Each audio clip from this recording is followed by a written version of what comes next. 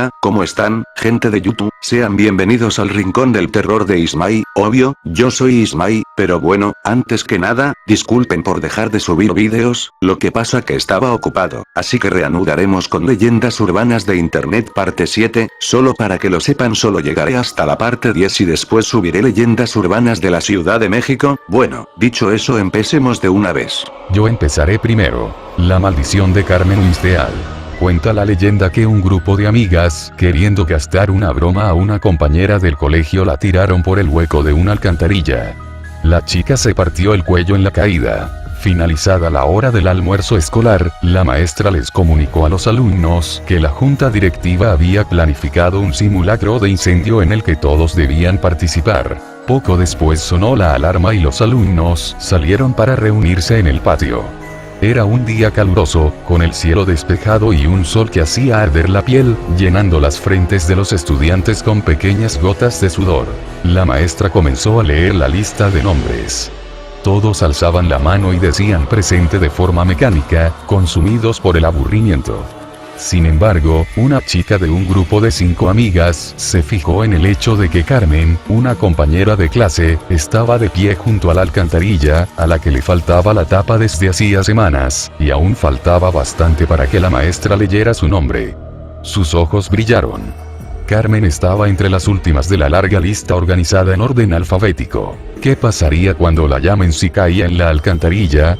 Carmen está en la alcantarilla. Podrían corear y entonces todos reirían a carcajadas, y la pobre Carmen sería el hazme reír. Quién sabe, incluso podrían terminar por bautizarla como la chica de la alcantarilla. La oportunidad de romper el aburrimiento y hacer historia era perfecta, así que les comunicó discretamente la idea a sus 4 amigas y todas empezaron a agolparse en torno a Carmen, fingiendo torpeza para empujarla y hacerla caer sin que aquello pareciese premeditado. La maniobra fue perfecta, Carmen apenas emitió sonidos de queja mientras la hacían caer y, cuando dijeron su nombre, las 5 chicas empezaron a gritar. Ella está en la alcantarilla, ella está en la alcantarilla. Un mar de carcajadas se desató, pero las risas empezaron a silenciarse cuando la maestra se acercó a ver y, antes de que emitiera palabra alguna, se giró y miró a todos con una mueca impregnada de angustia y terror.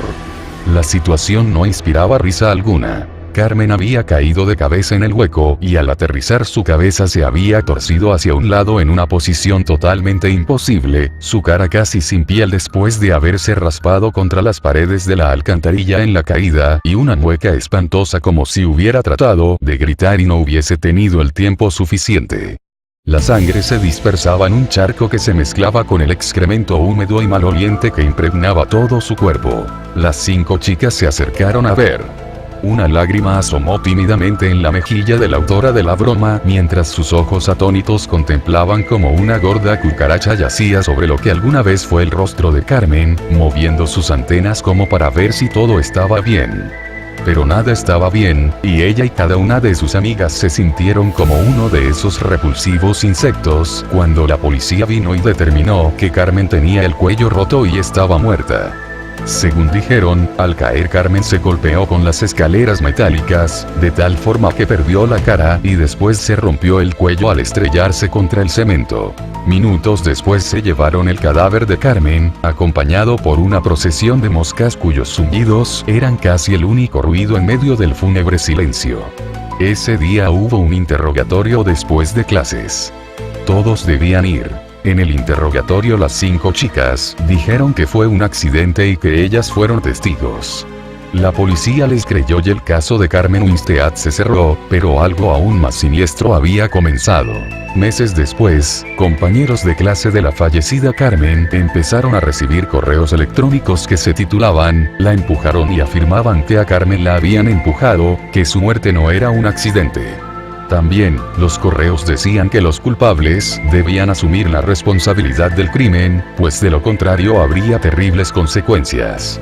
La mayoría pensó que los correos eran una farsa elaborada por alguien que quería divertirse causando temor, pero otros no estaban tan seguros. Transcurridos unos pocos días tras la cadena de correos, la chica que ideó el plan para ridiculizar a Carmen estaba bañándose cuando de pronto oyó una extraña risa. Cerró el grifo para oír mejor.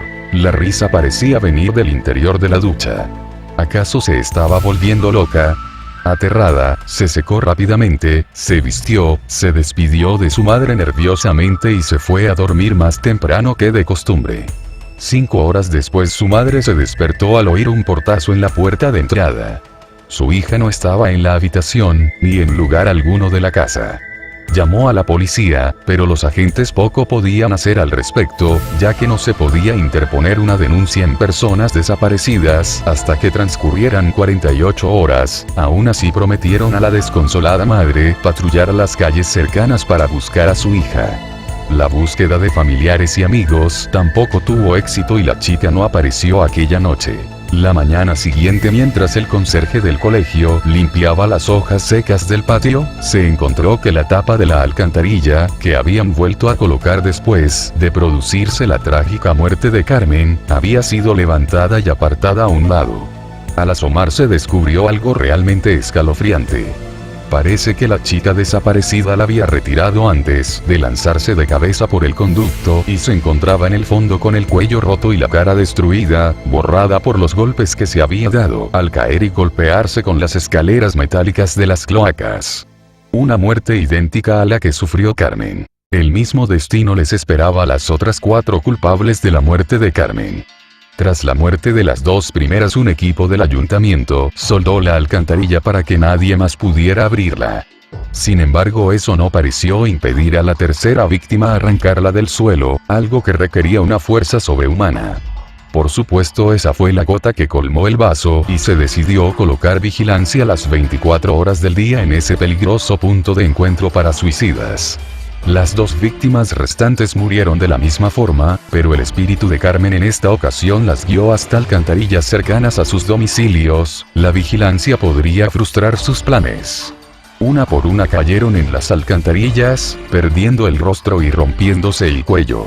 Todas se habían quedado dormidas antes de su trágica muerte. En ese momento, cuando se encontraban más vulnerables, Carmen aprovechaba para poseer sus cuerpos y guiarlas como si se tratara de un caso de sonambulismo hacia una muerte tan cruel como la que ella había sufrido. Un destino cruel porque podían sentir todo lo que ocurría, pero no tenían control sobre su cuerpo. Pero la cadena de muertes no se detuvo ahí, ya que posteriormente otros compañeros de clase de Carmen también fueron encontrados muertos en distintas alcantarillas, con el cuello roto y el rostro anulado. Ellos y ellas también se habían dormido antes de aparecer muertos. La puerta del baño. Cuenta la leyenda que hace muchos años el conserje del colegio San Blas, en una revisión rutinaria de las instalaciones de la escuela, encontró el cadáver de la señora de la limpieza tirado en el baño en un gran charco de sangre. Cuenta la leyenda que hace muchos años el conserje del colegio San Blas, en una revisión rutinaria de las instalaciones de la escuela, encontró el cadáver de la señora de la limpieza tirado en el baño en un gran charco de sangre. Tenía la ropa llena de rascaduras y heridas y le faltaban trozos en la cara, como si hubieran sido arrancados a mordiscos. Aterrado, llamó a la policía y los policías se llevaron el cadáver. Al parecer había muerto tras varias horas de crueles torturas. Nunca se descubrió al culpable y la memoria de lo sucedido fue pasando de generación en generación de estudiantes que contaban la historia entre burlas y sin darle la mayor importancia. Actualmente se dice que, si te encierras a solas en el baño, puedes sentir como la mujer toca la puerta si cometes el error de abrirle. Su espíritu atormentado entrará y se torturará del mismo modo que lo hicieron con ella. Pedro y sus amigos siempre habían creído que la leyenda era una chorrada y se burlaban de uno de sus amigos que insistía en que él una vez estuvo solo en el baño y le tocaron la puerta. Hasta que hace unos días se celebró en el colegio la fiesta de fin de curso. Pedro estaba hablando con un amigo y le dijo que le esperara un rato mientras iba al baño. Curiosamente no había nadie cerca, algo poco habitual porque el colegio estaba lleno de gente por la fiesta, y fue allí donde se acordó de la leyenda. Haciéndose el gallito con la valentía del que se ha tomado alguna copa de más, decidió ponerle el seguro a la puerta para comprobar si la historia de fantasmas era cierta. Pretendía burlarse de los demás por un miedo infantil que él consideraba de cobardes. Una vez hubo cerrado la puerta del baño, se acercó al inodoro y, como queriendo rematar el asunto, cerró también la puerta del pequeño cuartillo en que tenía que hacer sus necesidades. De pronto escuchó unos golpes secos en la puerta, y a pesar de su supuesta valentía, se asustó tanto que fue como si una mano helada le apretase el estómago. Con la voz entrecortada preguntó: ¿quién es? tratando de que no se sintiera el miedo en su voz. Ya algo repuesto pero aún con miedo volvió a preguntar: ¿quién es? Nadie le respondía, además se había hecho un absoluto silencio, tan absoluto que ni siquiera se escuchaba el ruido de la fiesta. Por su cabeza rondaban mil ideas: cómo podía haber entrado alguien si él cerró con llave y comprobó que se encontraba solo. Los golpes volvieron, y como queriendo convencerse a sí mismo de que alguien se había encerrado para hacerle una mala jugada, lanzó un grito entre enfadado y atemorizado: ¿quién es? No jodan. Armándose de valor, miró por debajo de la puerta y sintió que se le paraba el corazón al ver que no había nadie al otro lado de la puerta. Impulsado ya no por el valor sino por el terror que nos hace correr para sobrevivir, abrió violentamente la puerta del baño y, justo en el momento en que pretendía salir, se giró tras oír una voz de mujer detrás de él. Al hacerlo pudo ver una mujer totalmente cubierta de sangre que con los brazos extendidos intentaba alcanzarle, mientras arrastraba una de sus piernas parcialmente devorada. Totalmente bloqueado por el miedo, Pedro perdió la orientación y en su carrera se golpeó la cabeza con el marco de la puerta, quedando inconsciente. Minutos más tarde despertó mientras varias personas le rodeaban tratando de reanimarle. Su amigo, al escuchar un fuerte golpe en el baño, decidió acercarse a ver qué había sucedido, y lo encontró en el suelo inconsciente. Todos tomaron su historia como la de un borracho que no recordaba lo que había sucedido. Pero en su pierna había una marca inequívoca de que la leyenda era cierta. Un mordisco con la forma de una dentadura humana. Tal vez si su amigo no hubiera llegado a tiempo, él mismo hubiese formado parte de la historia de la mujer asesinada en el baño. Los niños del ferrocarril. Cuenta la leyenda que un autobús escolar se detuvo sobre las vías del tren en un paso a nivel. Su conductor estaba tan borracho que no se dio cuenta de dónde había aparcado mientras bajaba a orinar. Por desgracia, a los pocos segundos un tren de mercancías que circulaba a gran velocidad chocó contra el bus, matando a todos los niños que había adentro. Los pobres angelitos casi ni se dieron cuenta. Se dice que desde entonces sus almas sin descanso penan en ese mismo punto, deseando cobrarse la vida de quien les dejó a su suerte por influjo del alcohol. Cualquiera que se detenga por la noche en el paso a nivel del tren con la luz en rojo, sufrirá su ira, ya que decenas de pequeñas manos invisibles empujarán su coche hacia las vías, donde serán aplastados por el tren. Los más afortunados podrán acelerar su vehículo y escapar a tiempo, pero los espíritus de los infantes impedirán a cualquiera que haya bebido o esté borracho escapar con vida. Según los testimonios de los pocos supervivientes, a veces, cuando los cristales de los coches están empañados, se pueden ver sus manitas apoyándose en el cristal mientras te empujan a tu muerte. Otros dicen haber escuchado las voces y lamentos de los niños mientras permanecen en el sitio. No abras la puerta. Una madre que debe irse a trabajar deja a su hijo solo en casa. Antes de irse le avisa que no abra la puerta a nadie. Muchas personas piensan que esto que les voy a relatar es una simple leyenda, un cuento e incluso una falsa historia, pero yo lo único que puedo hacer es contárosla. A partir de ahí, sacad vuestras conclusiones. Hace 2 años, estaban en su casa, tan tranquilos, María, una señora de 40 años que se había divorciado recientemente, con su hijo pequeño de tan solo 8 años. Como era de costumbre, María se tenía que ir todas las noches a trabajar. Era una mujer con muchas responsabilidades, tanto en su trabajo como en su casa, y no podía atender a su hijo en todo momento. Pero aquel día sería muy diferente al resto, ya que, cuando se encontraban cenando, vieron en las noticias que un asesino en serie, muy peligroso y agresivo, había escapado del centro penitenciario de la ciudad. Lo más grave de la noticia no era que este interno hubiese escapado, lo peor era que había sido visto a pocas manzanas del hogar de la familia. Esto provocó la incertidumbre de María, que al irse al trabajo tenía que dejar a su hijo solo en casa. María, para prevenir desgracias, cerró las ventanas, puertas, y le explicó lo siguiente a su hijo: no abras ninguna ventana ni las puertas. Aunque llevo las llaves, por si ocurre algo, yo golpearé 3 veces seguidas la puerta, o simplemente me reconocerás por la voz y entonces sabrás que soy yo. Llegado el momento, María se fue a trabajar y dejó a su hijo solo. Este, lleno de miedo, cerró la puerta a cal y canto y se puso a ver la tele para relajar la mente.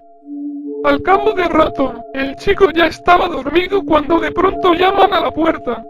¡Pumi, pumi! El chico se despertó y aterrado se dirigió muy despacio hacia la puerta y dijo: ¿Eres tu mamá?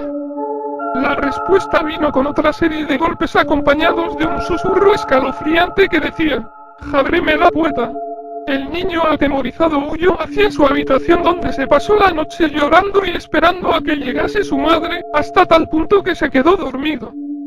Al día siguiente, cuando se levantó, se dio cuenta de que su madre no había vuelto.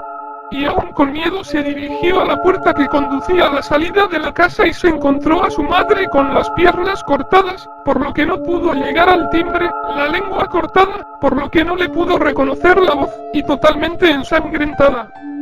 Desde ese día este chico tuvo que ser hospitalizado en un psiquiátrico y no pudo dormir sin sufrir constantes pesadillas y...